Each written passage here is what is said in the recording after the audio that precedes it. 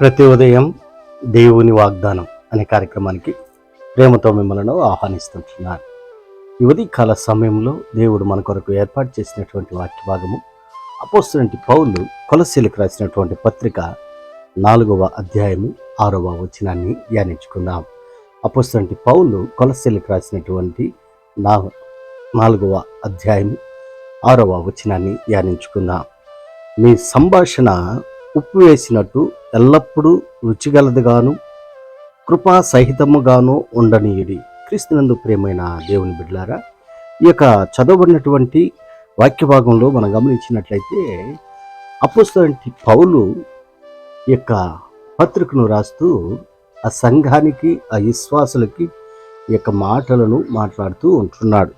మరి ఈ యొక్క కొలస్సీ పత్రిక, కొలస్సీ సంఘానికి మనం గమనించినట్లయితే చరిత్రను, మరి చిన్న ఆసియాలో ఎఫెసునకు తూర్పున ఉన్న కొలస్సీ పట్టణంలో ఉన్న సంఘముగా ఈ యొక్క కొలస్సీ సంఘం ఉంటున్నది.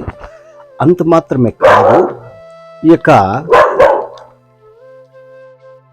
సంఘాన్ని అపోస్తలుడైన పౌలు స్థాపించబోయినప్పటికీ సంఘం పట్ల బాధ్యతతో వ్యవహరించి ఎఫెసు నుండి అక్కడికి ఆ పనివారిని పంపించినట్లుగా మనం చూస్తుంటున్నాం. తన సహాయకులను ఆ సంఘానికి పంపిస్తున్నాడు. ఎందుకనగా సంఘం పట్ల ఆసక్తి అంత ఎక్కువగా అపోస్తలుడైన పౌలుకు ఉంటుంది.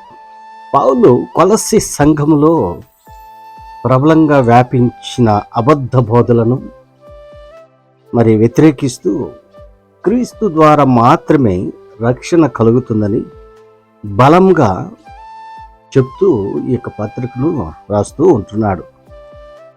మరి తన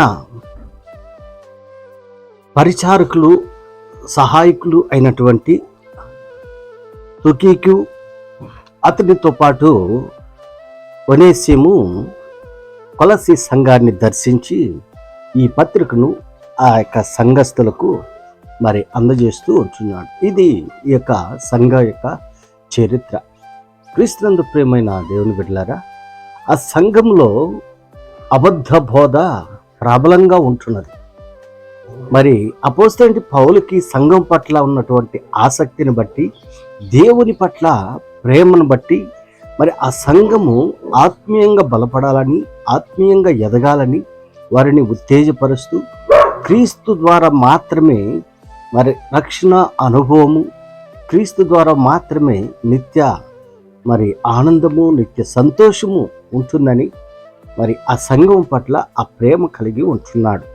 మరి ఆ సంఘంలో ఉన్నటువంటి విశ్వాసులు ఏ రీతిగా ఉంటున్నాడో మరి ఈ యొక్క మాటలను బట్టి మనం అర్థం చేసుకోవాలి. అందుకే అంటున్నాడు, మీ యొక్క సంభాషణ ఉప్పు వేసినట్టుగా ఎల్లప్పుడూ రుచిగలగా కృపాసహితముగాను ఉండనీయుడని వారికి హెచ్చరికను చేస్తూ ఉంటున్నాడు. ఉప్పు అనేది మనం గమనించినట్లయితే మరి ఆ యొక్క ఉప్పు మితముగా ఉంటేనే అది రుచిగా ఉంటూ ఉంటున్నది. ఉప్పు ఎక్కువైనట్లయితే మరి ఆ యొక్క రుచిని కోల్పోతూ ఉంటుంది.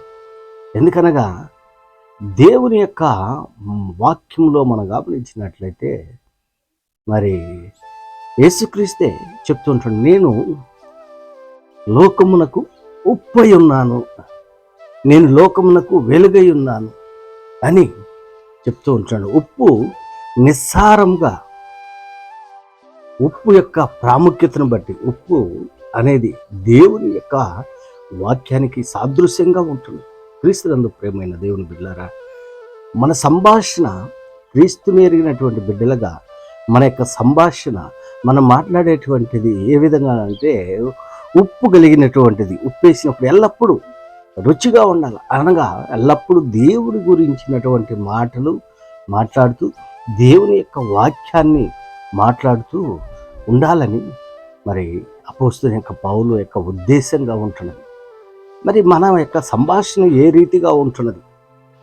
ఎదుటి వ్యక్తుల గురించి, పక్కింటి వారి గురించి, మరి వారి గురించి, వీరి గురించి మనం మాట్లాడుకుంటూ ఉంటున్నాము. కానీ దేవుని యొక్క మాటలు, దేవుని యొక్క వాక్యాన్ని గురించి మనం మాట్లాడుతూ ఉంటున్నామా? ఎప్పుడు చూడు మరి మన ఆత్మీయ జీవితంలో ఇతరుల గురించి మనం మాట్లాడుతూ ఉంటాం. మనం మాట్లాడేటువంటి మాటలు ఇతరులకి మరి ఆశీర్వాదకరంగా ఉండాలి, దీవెనకరంగా ఉండాలి.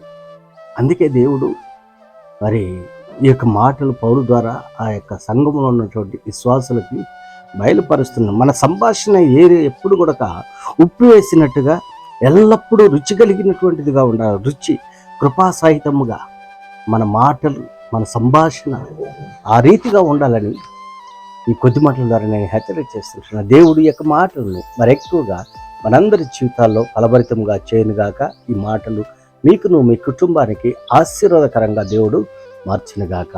ఆమేన్.